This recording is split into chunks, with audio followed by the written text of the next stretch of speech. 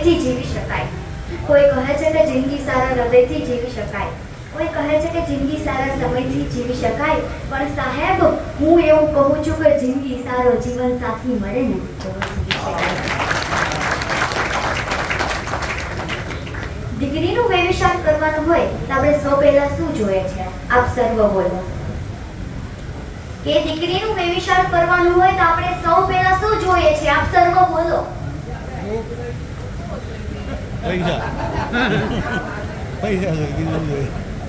રૂપિયા.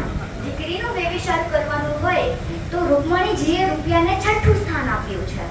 આપણા શાસ્ત્રોમાં પણ હજારો વર્ષ પહેલા રૂકમણીજીએ એ કહ્યું હતું કે તમારી દીકરી અથવા કે તમારા દીકરાનું વેવિશાળ કરો, અને ખાસ કરીને તમારી દીકરીનું વેવિશાળ કરો ને તો મૂર્તિયાના પરિવારમાંથી આ બધી બાબતો જાણી પછી જ તમારી દીકરી અથવા કે તમારા દીકરાનો વેવિશાળ કરો.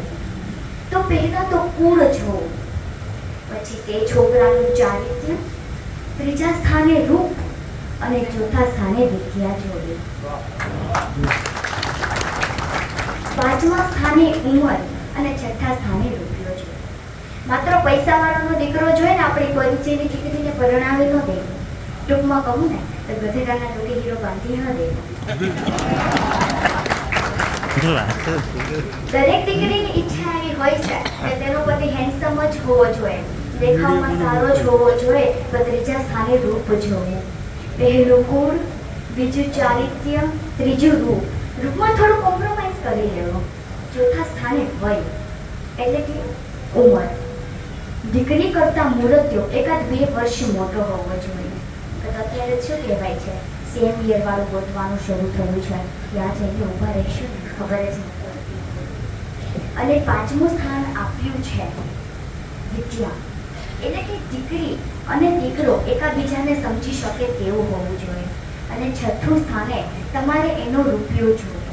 નકર અત્યારે શું કહેવાય છે? રૂપિયાવાળા છે ને જવા દઈએ, પણ એવું ન કરશો, ખાનદાની જોજો. સંસારમાં એક વાત યાદ રાખજો વડીલ માતા પિતાઓ, તમારે તમારી દીકરીનું વેવિશાળ કરવાનું છે. ઝૂંપડામાં હંસલા હોય ને તેમની સાથે પરણાવજો. આ સંસારનો નિયમ છે. હંસલાનો સંગ છોડીને બગલાને કોણ સેવે? બગલા ડંભી હોય છે.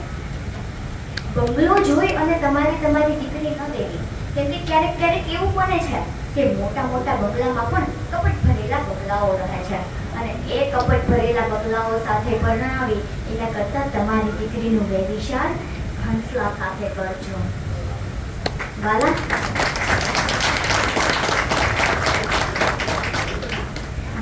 બસ આટલું જ કહીશ કે જીવન સાથી સાથ આપનારું અને સમજદાર હોય ને તો જીવનમાં ગમે તેટલી કઠિન પરિસ્થિતિ આવે ને તે ખુશીઓ સાથે વીતી જાય છે. અને હું શ્રી વિશ્વકર્મા દાદાને પ્રાર્થના કરું કે અહીંયા જ નહીં પરંતુ ગામે ગામ શ્રી પ્રભુદાસભાઈ પરમાર આવા સુંદર મજાના વેવિશાળ સંમેલનનું આયોજન કરે અને અહીંયા પધારેલા તમામ વડીલ માતા પિતાઓને એના સંતાનો માટે યોગ્ય જીવન સાથી મળી રહે, અને અહીંયા પધારેલી તમામ યુવક અને યુવતીઓને એનો મનપસંદ પાત્ર મળી રહે. બસ આટલું જ કહીને હું મારી વાતને વિરામ આપીશ. અને એક પંક્તિ કહેવાનું મન થાય છે કે કાજલ આપણી નજર ઉતારે ને સૂર્યના કિરણો નવી ઊર્જા બક્ષે. સમાજમાં દાંપત્ય જીવનનું શ્રેષ્ઠ ઉદાહરણ બનો. સૃષ્ટિ એવું તરબતર સ્નેહ વરસાવે. Thank you. જય વિશ્વકર્મા.